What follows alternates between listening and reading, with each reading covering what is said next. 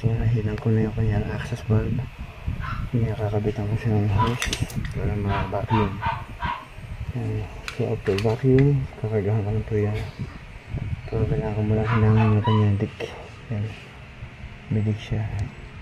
Kaya ako alam na may dick dyan kasi mayroong oil. Pag may oil na lumbas, ibig sabihin